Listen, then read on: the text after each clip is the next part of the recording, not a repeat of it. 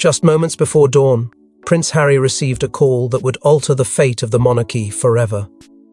A royal aide, trembling, whispered a truth long buried beneath palace marble. Meghan's exit wasn't voluntary, it was orchestrated. And at the center of it, Camilla. What followed was a cascade of sealed letters, hushed meetings, and a desperate attempt by Harry to protect his wife and expose the silent war within. Before we go deeper into what this really means for the royal family, make sure to subscribe so you don't miss a single update. It started with a number that Harry had nearly deleted months before, the private line of a palace aide who had served under his mother and who had long since sworn off royal affairs. The voice was shaky yet urgent. In barely more than a whisper, the words tumbled out, "It wasn't her decision." Camilla pushed it through. "There's a clause, you need to see it." Harry stood frozen, the stillness of the pre-dawn air pressing against his chest like the weight of betrayal.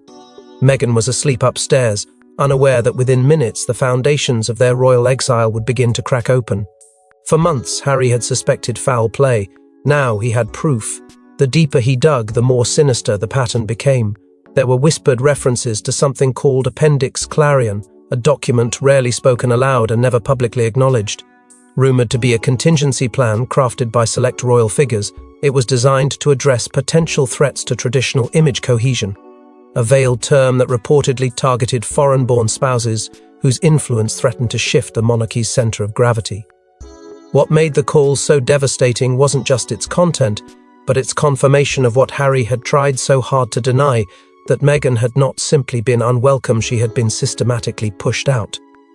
It wasn't just backhanded press stories or cold shoulders at formal events. Camilla, according to insiders, had played a quiet but commanding role in reshaping the royal ecosystem. Patronages once destined for Meghan were suddenly rerouted. Invitations to internal royal briefings were quietly revoked. Camilla, whose own path to acceptance had been long and bitter, now appeared determined to dictate who belonged and who didn't. Her influence inside Clarence's house had grown to a formidable scale, often exceeding Charles's own reach when it came to subtle operations. Harry found himself trapped between protecting the institution that bore his family's legacy and defending the woman who had been emotionally battered by it. Sleepless nights became routine. His conversations with palace allies turned evasive, filled with sudden silences and changes of topic. But the pieces were aligning. Even Princess Anne, in an unguarded moment, had allegedly warned Harry to watch what's being drafted behind velvet doors. That phrase would haunt him, especially once he uncovered whispers of a 2018 meeting at Balmoral, where a private agreement, later dubbed the Velvet Agreement, was allegedly signed by Camilla and two unnamed senior advisors. The purpose? To set boundaries discreetly and irrevocably around Meghan's access, status, and future role. And so, as the sunrise broke over Windsor, Harry stood alone, holding a phone that no longer rang but echoed with the weight of betrayal. He wasn't just a prince anymore. He was a husband, a father, and now reluctantly a witness. What had started as subtle shifts had become a hidden war. And at the center of the storm was a woman who had once been branded an outsider herself, now maneuvering to keep another one out. But to understand why Camilla acted so decisively, we must rewind to the whispered corridors of 2018 when Meghan's star began to outshine the royal order. The world watched Meghan Markle dazzle the monarchy, biracial, American, charismatic, and bold. But inside Buckingham's stone walls, her growing influence ignited fear. Not from the Queen, not from William, but from the one who feared losing control of the monarchy's emotional reign, Camilla. And with every headline praising Meghan, the countdown to confrontation began ticking louder. From the moment Meghan stepped into the royal spotlight, something shifted. She wasn't just the Duchess of Sussex. She was a phenomenon grabbing global headlines, breaking protocol with grace, and drawing immense public admiration. While tradition whispered restraint, Meghan roared with a voice that felt fresh, real, and powerful. Crowds surged, charities flourished, press coverage surged with words like modern, revolutionary, and compassionate. But not everyone clapped. Inside Clarence's house, Camilla watched as decades of carefully built public goodwill were eclipsed almost overnight. Once the woman who had fought tooth and nail to be seen as a legitimate royal figure, Camilla now felt pushed back into the shadows by a woman whose star was rising. Too fast, too bright. It began subtly, then escalated. Camilla's expressions at public events turned colder, her appearances fewer, and her remarks, once laced with warmth, began carrying an unmistakable edge. Royal aides noticed it first during a visit to a military rehabilitation center. Camilla's event had been planned months in advance, but it was Meghan's unannounced hospital visit that dominated the front pages the next day. Overshadowed was the term used quietly behind palace doors, but inside Clarence House, it felt like something far worse erased. That bitterness began to manifest in dinner-table conversations, whispered in corridors, and more dangerously, in hushed gatherings that would come to be known as the Clarence House Whisper Network.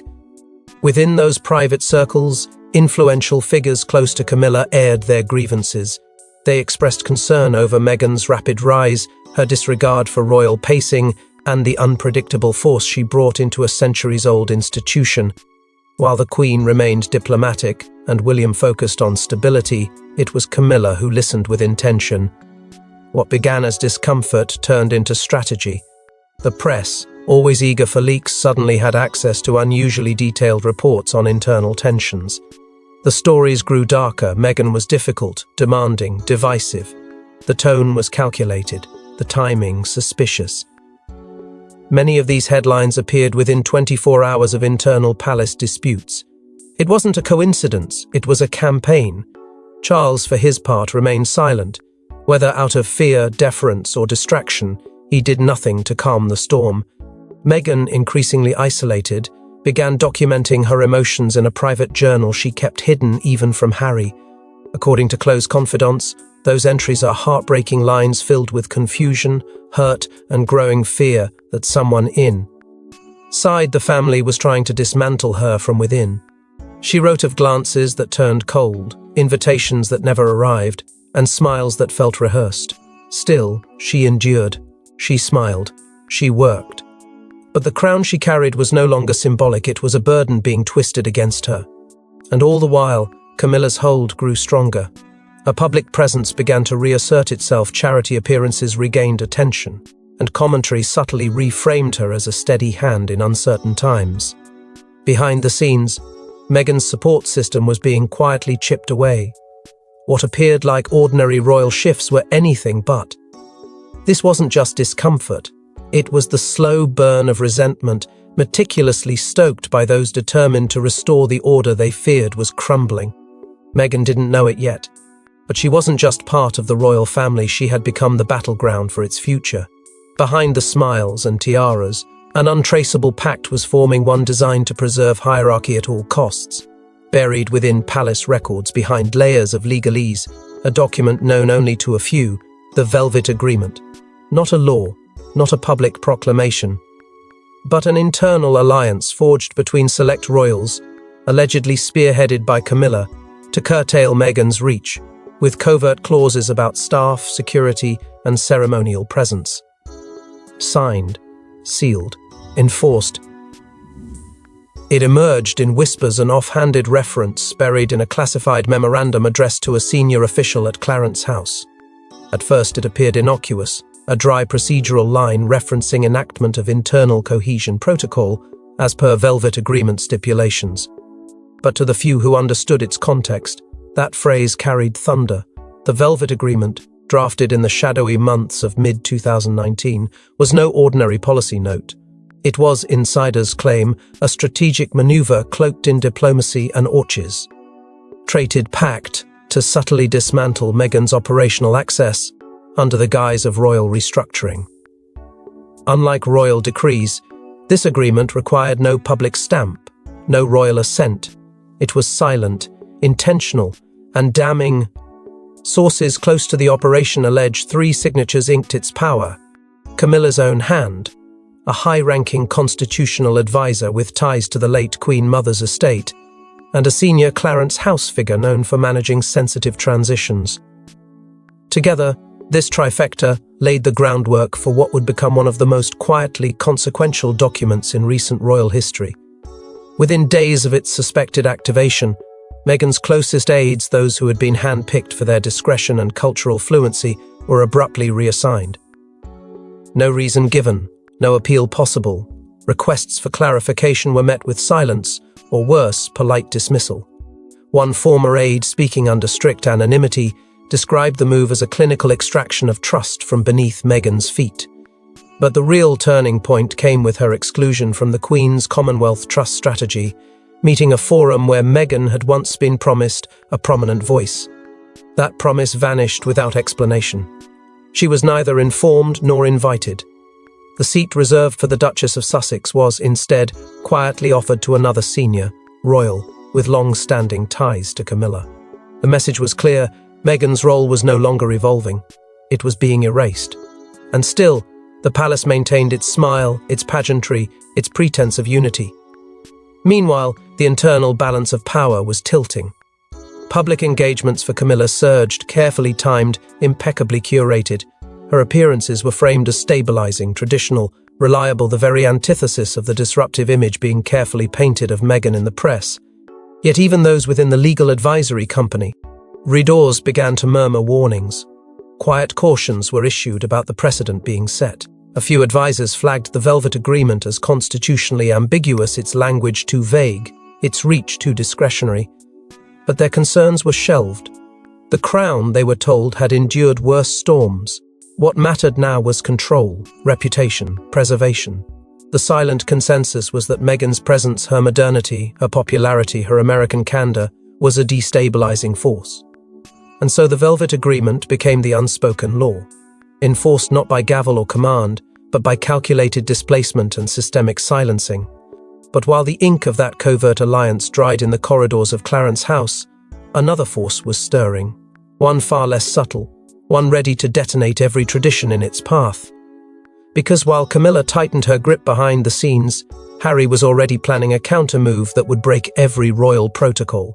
He was the spare, the unshakable soldier, the loyal grandson.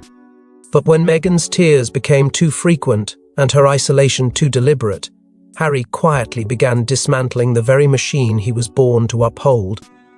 And as his love for Meghan clashed with ancient loyalty, he launched his own investigation into who was behind the unraveling of their royal life. At first it was disbelief, then confusion, but soon it hardened into fury. Harry couldn't reconcile the public praise of the royal institution with the private agony playing out in his home. Meghan's light was dimming. Behind closed doors, the woman he adored was shrinking, cut off from staff she trusted, excluded from initiatives she once championed, and pushed into silence beneath layers of protocol. Harry didn't want to believe it was coming from within. But something inside him snapped when he walked into their sitting room and found Meghan quietly weeping, her phone face. Down beside her, a tabloid headline screaming falsehoods she hadn't even known were published. That was the night he stopped defending the system. That was the night he began to fight it. He started small, quiet lunches with retired palace staffers who'd once worked with Diana, discreet meetings with attorneys unaffiliated with royal retainers, conversations wrapped in code, booked under alias names, held in locations where no cameras were present. He knew how to move without being seen. It was a skill he'd learned in the military, but now he was using it on his own bloodline. He didn't yet know what he was looking for, but he knew who to watch, and each trail, each whispered account, kept leading back to one corridor, Clarence House. Staffers there, once considered harmless and loyal, had seemingly shifted allegiance. Meetings that once included Meghan were now held without notice. Invitations arrived too late or not at all, and somewhere behind the marble doors, decisions were being made that systematically cut her out of public life. Harry tried to bring William into the fold, a brotherly appeal, raw and desperate. But William recoiled. Whether it was fear, pressure, or misguided loyalty, he shut the conversation down, instructing Harry to let things settle. But Harry knew the silence wasn't neutrality, it was submission. And when the infamous Christmas photo was released, one that excluded Meghan, Harry, and even Archie, he saw it as more than a snub. It was a declaration. They were being edited out. The rage boiled over in early January when Harry tracked down one of Diana's most trusted confidants.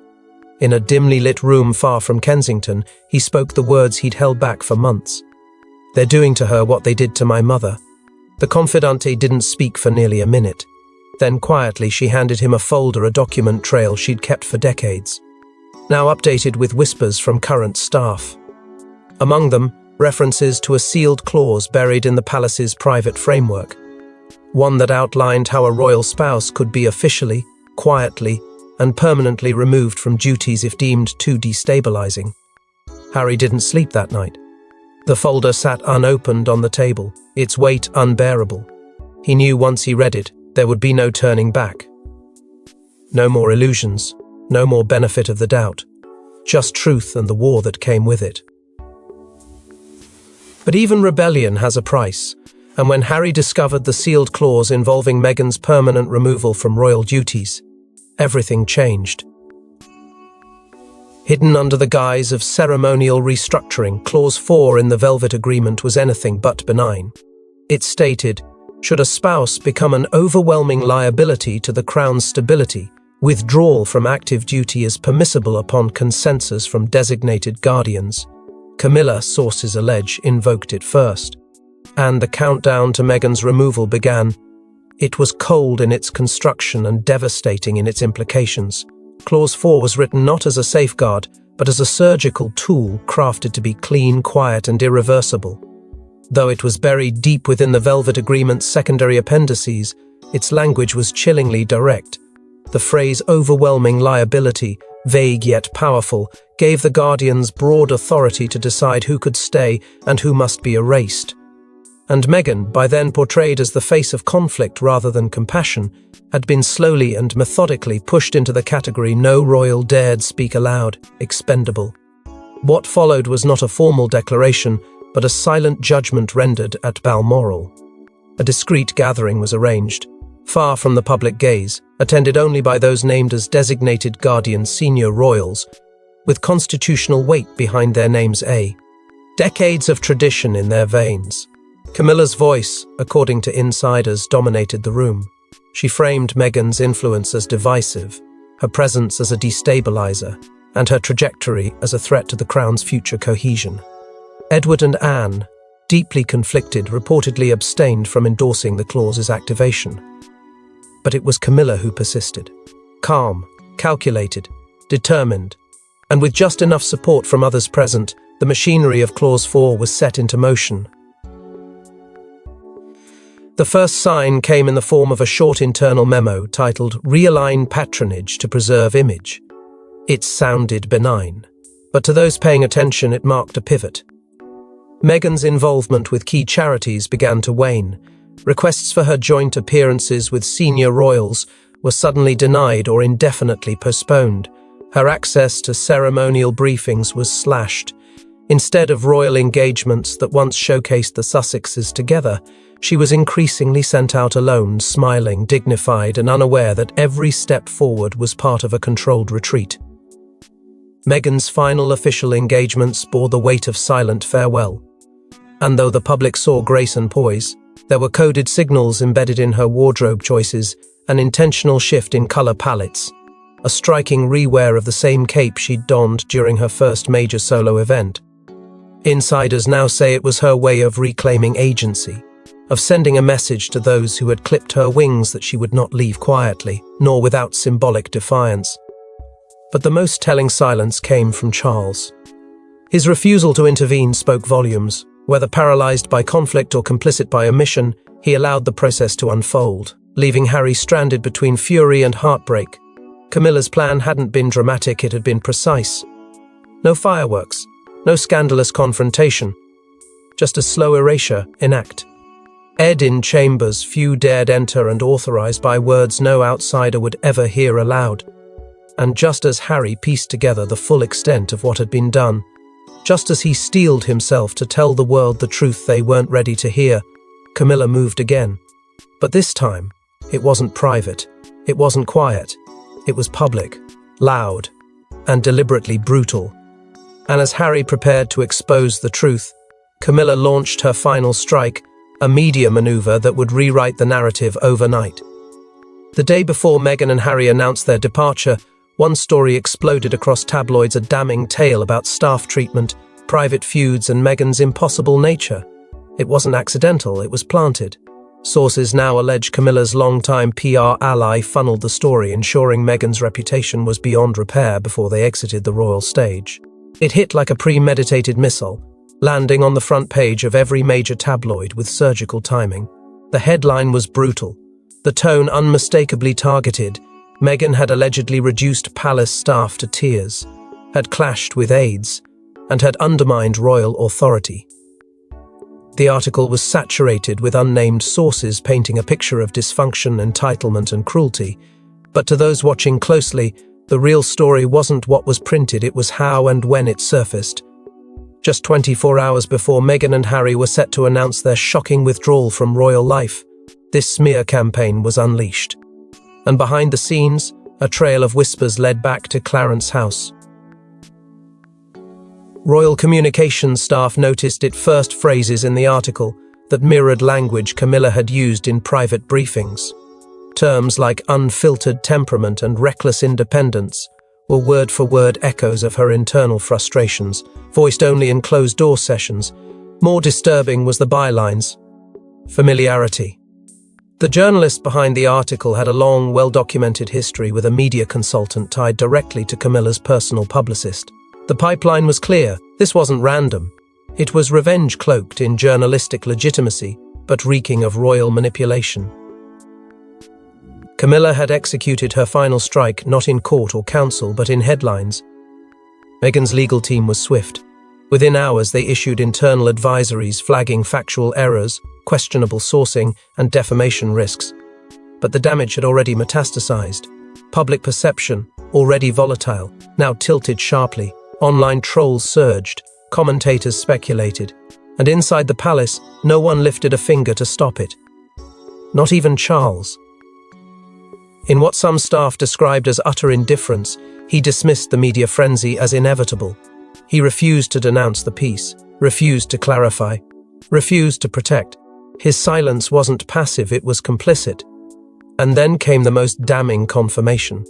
A tabloid editor, speaking off the record to a foreign correspondent, reportedly said, "She wasn't thrown under the bus, she was thrown under the coach, reversed on, and left for press photos."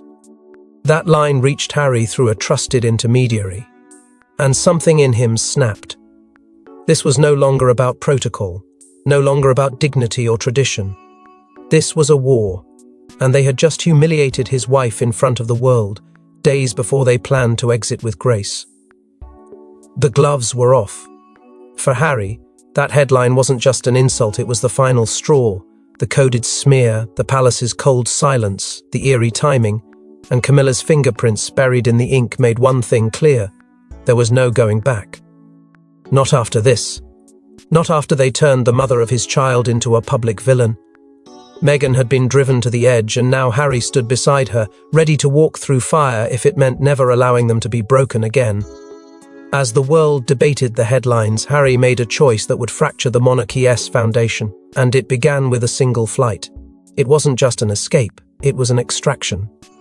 Harry and Meghan's move to Canada was timed with precision because just days earlier, a royal courier delivered an envelope to Harry's private aide. Inside, a typed memorandum detailing Camilla's involvement in Meghan's exclusion, initialed by 2 senior officials. The smoking gun, it arrived under diplomatic seal, hand-delivered by a royal courier who had once worked for Diana's security detail. No one from the palace knew the envelope had crossed borders, not even Charles. But someone from within the same shadow source, who had once warned Harry in the early hours before his statement, had risked everything to get that document out. It had been folded twice, encoded in legal phrasing, but its core message was unmistakable. Camilla had overseen a discreet initiative to invoke Clause 4. The memo included transcripts of briefings, schedules confirming Meghan's removals from joint events, and the handwritten initials of 2 senior royal legal authorities. It was the final link in the chain. Harry had speculated. He had feared. But now, there it was on letterhead, in ink, undeniable. Before he spoke a word to Meghan, Harry made a single call, not to William, not to Charles, but to a cousin, long detached from the inner circle, who had retained loyalty to Harry above all else. The conversation lasted less than 7 minutes. "It's real," the cousin confirmed. She pushed it through, and they made sure the Queen never saw the clause. Silence followed. Then came the plan. Harry wasn't going to confront the palace. Not yet. Not with emotion. He would move quietly, deliberately. But he would move. That evening, Harry sat with Meghan under a wool blanket on the balcony of their rented home in Vancouver Island. He showed her the envelope. She stared at it, unmoving, her breath catching halfway through the second page. The tears came slowly, then uncontrollably. Everything she had endured, every cold glance, every shuttered door, every lie had been orchestrated. Not by accident, not by the system, but by people. People she had once bowed to, trusted, defended, and now betrayed her with surgical precision. The Queen, according to those closest to her, had been kept deliberately insulated. Aides briefed her only with fragments. Reports filtered through Clarence House before they reached her hands. Harry didn't blame her. Not this time. The walls around her were built by others, and he knew too well how those walls could blind even the most powerful. But what he couldn't forgive was the complicity of those who had watched this unfold and said nothing. Harry's final step before their announcement was legal. He met privately with counsel to secure the couriered memo under legal protection, ensuring its existence couldn't be denied or destroyed. This wasn't just personal, it was institutional. And he needed leverage. Because what they were about to do wasn't retreat, it was declaration.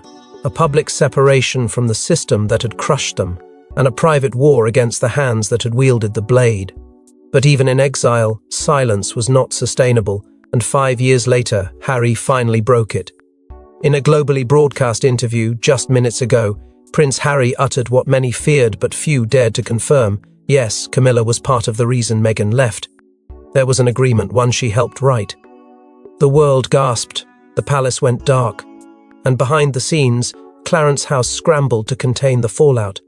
It was a moment that shattered the illusion of royal unity in a single breath. The interview had been tense from the beginning, but when Harry spoke those words, calm, deliberate, unflinching, an earthquake rippled through every institution tied to the monarchy. There was no coded language this time, no veiled references, just a name, an action, and a chilling confirmation of what millions had suspected but never thought they would hear from a royal mouth. Camilla's involvement wasn't conjecture anymore. It was fact, delivered by her own stepson before the eyes of the world. And with that, the invisible war became brutally, irrevocably visible. Meghan, seated beside Harry, offered a reaction that was equal parts heartbreak and vindication. Her eyes welled with tears, but her hands never trembled. She nodded once when Harry spoke, and the silence that followed felt deafening. Off camera, sources close to the production team revealed she had hesitated before agreeing to the interview, fearing that the final truth might be too much to relive. But in that moment, as Harry took the lead and publicly named the architect of her exile, Meghan's silence became its own storm, a quiet fury that echoed louder than any scream. Within 30 minutes of the interview's conclusion, the palace press office entered full lockdown. Phones stopped ringing, doors were locked, senior aides were summoned to secure servers and review internal communications for any trace of the Velvet Agreement. The directive was clear: contain, deny, erase. But it was too late. The floodgates had burst. Social media ignited in seconds. International news outlets cut their feeds to broadcast the clip on repeat.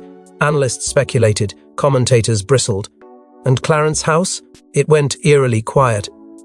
Camilla was not at the palace when the interview aired. She had reportedly retreated to Mill House, her private residence, just hours earlier, either warned or simply fleeing what she suspected was coming. Her team issued no comment, no rebuttal, no denial. In the absence of response, silence became confession, and the once meticulously crafted image of a modern, steady queen consort began to splinter under the weight of truth. Back in London, an emergency meeting was convened in haste. William and Catherine were said to have arrived through a private entrance at Buckingham Palace, not out of loyalty to Camilla but to assess the damage. The king, blindsided, reportedly said little. Those present noted his face was pale, his words clipped. He had known the details, perhaps not all, but enough. And now the crown's deepest secret had been laid bare on the world stage, and his wife was at the center of it. Legal teams scrambled to assess the implications. If the Velvet Agreement could be proven to exist, and if it violated existing constitutional or employment protocols, the consequences could stretch far beyond public perception. It would no longer be about scandal, it would be about liability, exposure, reckoning. And Harry's statement had opened the door. But one question remains, echoing through the halls of Windsor and the heart of every royal follower. What happens next? The monarchy has weathered wars, abdications, and betrayals, but never a public fracture of this magnitude. With Harry's confirmation, Camilla's credibility is shaken, and the system that allowed it is now under scrutiny. Will Charles defend his wife? Will William rise to protect the future? Or has Harry lit a fire the crown can no longer extinguish? In less than 12 hours, the royal family's approval ratings experienced a plunge unlike anything in recent history. Polling showed a stark divide public. Support for Camilla collapsed overnight, while sympathy for Meghan soared. Even once devoted monarchists began questioning the crown's internal ethics, no longer comforted by its traditional silence. What Harry had done wasn't just brave, it had redrawn the battlefield. The public was no longer content with polished statements and photo ops. They wanted transparency, and the institution, as it stood, was not built to survive under that light. The ripple effects reached further than anyone had imagined. Legal experts began voicing concerns about the constitutional implications of the Velvet Agreement. Though technically internal, the idea that unelected royals could form and execute clandestine decisions affecting public figures raised serious red flags. Could a monarchy built on duty and continuity sustain a shadow structure acting in secrecy? Parliament didn't speak, but political analysts hinted that questions were being drafted. The walls of tradition had not collapsed, but they were cracking. And for the first time in decades, they were doing so in full view of the people. Meanwhile, across the Atlantic, Meghan moved with striking clarity. Her silence since the interview had been noted, even praised. But behind that silence, a plan was unfolding. Sources revealed she was preparing to launch a new foundation focused on media accountability, women's leadership, and mental health, the very pillars she had been ridiculed for championing inside the royal fold. What the crown had dismissed as too political had now become her calling card. She was not retreating, she was redefining. And with the public now listening more than ever, her voice carried weight that could no longer be suppressed. Inside Buckingham, King Charles stood on a precipice, bound by loyalty to his wife, but aware of the backlash now tied to her name. He struggled to craft a position that didn't fracture. His reign. Advisors were divided. Some urged him to stand firmly beside Camilla and ride the storm. Others begged him to distance himself, even subtly, for the sake of the monarchy's survival. But doing so would unravel a marriage he had waited decades to publicly defend. And in that conflict between crown and conscience, Charles found himself immobilized. Camilla, for her part, was reportedly drafting a public statement. It would be her first since the firestorm ignited, and insiders hinted at a tone of strength rather than remorse. She would not step down. She would not concede. But how that message would be received remained uncertain. In a monarchy where perception is currency, Camilla's reserves were dangerously low. Whispers of secret reconciliation efforts began swirling through palace halls. A private dinner, an unsigned letter, even murmurs of a possible summit between brothers. But whether these were genuine gestures or desperate strategies was unclear. The royal family was no longer operating from a place of power but of damage control. The war was out in the open now, and while silence had once been their shield, it had become their weakness. The war may have gone public, but what still remains hidden inside the palace walls may be even more explosive than what has just come to light. Thanks for watching. Please don't forget to like and subscribe, and we will see you in next one.